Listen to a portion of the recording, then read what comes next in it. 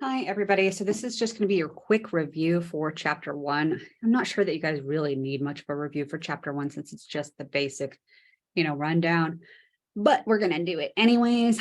And I'm going to talk about some of the major concepts here. Again, this is not everything that you need to know. If it's in the lecture slides, that's the stuff that you need to know. And of course, I have to tell you, you are supposed to be reading the textbook, by the way, of all this stuff. But yeah, I know how this really goes. So anyways, chapter 1 review, let's get it done. So in chapter 1, we're just getting an introduction to microbiology, and microbiology is the study of microorganisms, and microorganisms or microbes are organisms that are too small to be seen with the naked eye. So we need something to magnify them. So that is going to be a microscope. Right. And we know that Van Leeuwenhoek was the one that made the first crude microscope. That was mentioned in chapter 1. We talked about the microbes being for the cellular ones. We're going to be introducing the bacteria and the archaea, which we didn't talk about in too much detail, which we won't be talking about archaea in a lot of detail. They're just so strange. Most of them live in very extreme environments. They just aren't much like the bacteria or the eukaryotes as far as the environments that they live in and the types of lives that they lead. They are genetically more related to us, but they do look more like a bacteria, which is so strange to think about, but that is what it is. So those are archaea. So we have the eukaryotes, which are us, true nucleus, and the akaryotes, lacking a nucleus. That's going to be the bacteria and the archaea. So those are the kind of 3 domains. It turned out those end up being the domains that we were going to talk about in taxonomy. Which I jumped way ahead with that, I know, but hey, I was talking about now, let's knock it out, right? And then we have the different kinds of those that we can look at as far as what cause disease. So we might have the bacteria, the archaea they're not associated with that. We might have the bacteria, we might have the protozoa, those are going to be eukaryotes. We might have the fungi that, we typically associate fungi with breaking down dead things, but they can also cause diseases. So we know they can cause things like fungal meningitis and fungal infections like athlete's foot or ringworm. And there's a lot of other things that they can be associated with as far as becoming pathogenic. But not quite like we see with the bacteria and the viruses. Am I correct? So, right. So getting back into this, the helminths. The helminths are basically the worms, the roundworms and the flatworms that are associated with, parasitic infections. Then we had the, was that it? I think protozoa. Yeah, I feel like that was it.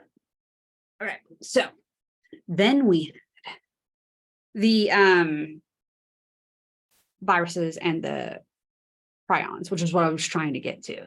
So those are the acellular microbes, and the viruses and the prions are the acellular ones. They don't have any cells at all. They are not cells, and they do not have cells. Viruses, we'll talk about in a later chapter about what they are exactly and what their structure is, but prions are just a protein. One protein, that's all. And we'll talk about how those work later and how those cause disease because they're a normal protein in your body. How about that? How does that make you feel? You're probably already like, I don't even know what you're talking about. And I will tell you when we talk about prions that we are talking about things like mad cow disease. So that might put it into a little bit of perspective. Again, we'll go into that in more detail later. But next, so we did define that a eukaryote is something that has a true nucleus. So it's a membrane-bound nucleus. And it has membrane-bound organelles. So those are little structures in the cell that have function and purpose for the cell. Akaryotes do not have that. So they are not going to have a membrane-bound nucleus. Their genetic material just kind of floats in an area called the nucleoid region. And it's not contained in any way. Nothing really is inside of those cells. They have one surrounding membrane to kind of hold everything in, but that is it. We'll get into a little bit more detail on exactly what's going on with that later. I know I keep saying that, but this really is just the first chapter, and it really is just a basic rundown.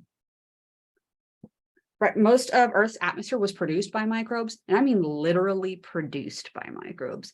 The oxygen in our air wasn't there before microbes made it.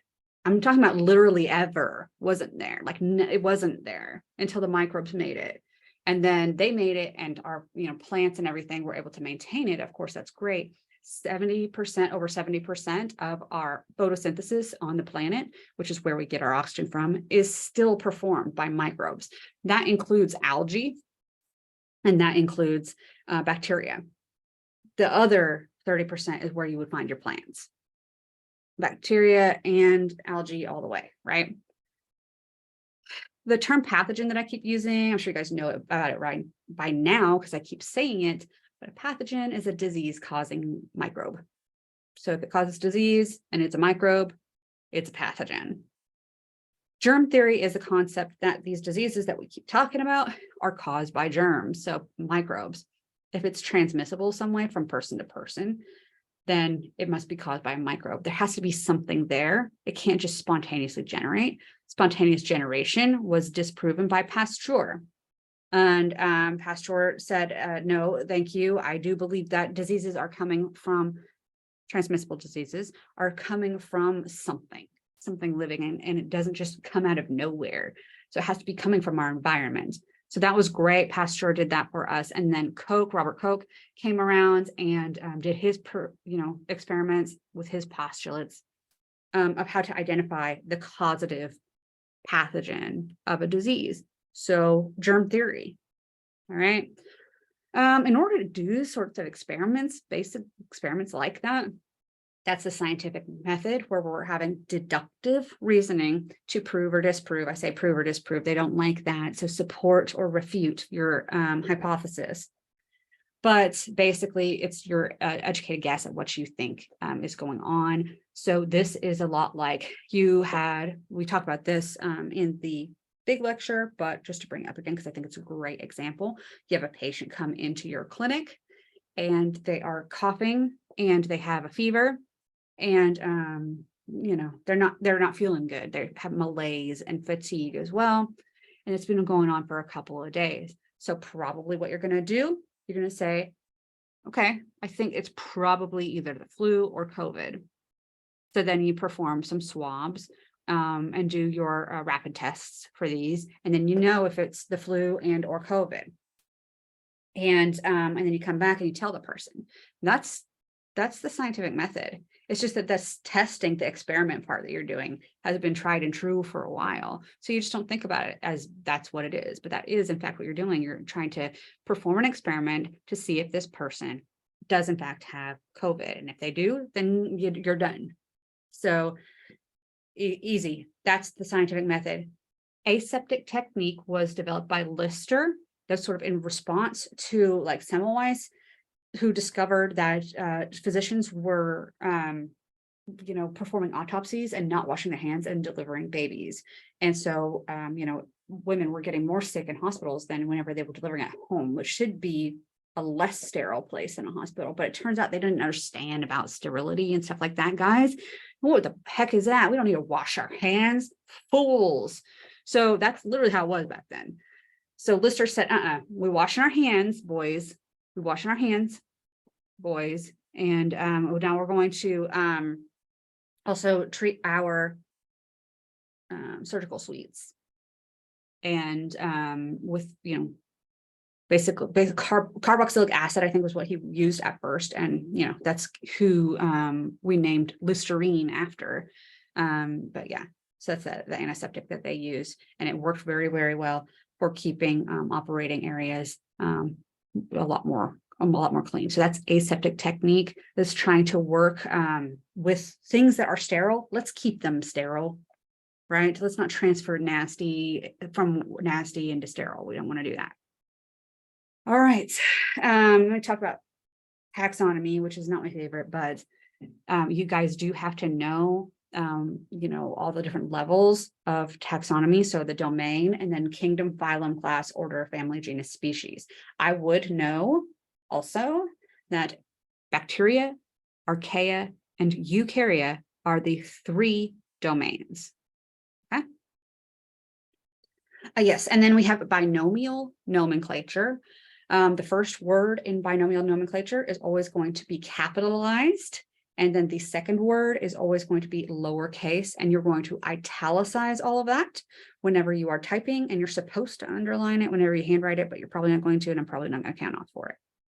But that's how you're supposed to be putting it, okay?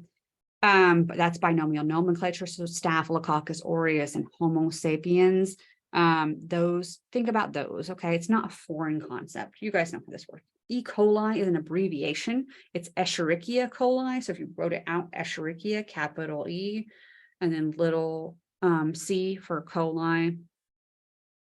Okay, it's not that hard. You guys know how this works. And you still want to italicize them if you're using the abbreviation like S. aureus or E. coli. But you guys are going to see it so much in this class. Again, you're probably not going to think about it that much. So that's been a lot of fun, going over chapter 1, just the basics. I can't wait to get into some of the cooler details with you guys, so you can see really how awesome, you know, studying microbes and immunology can be. So let's call it a day.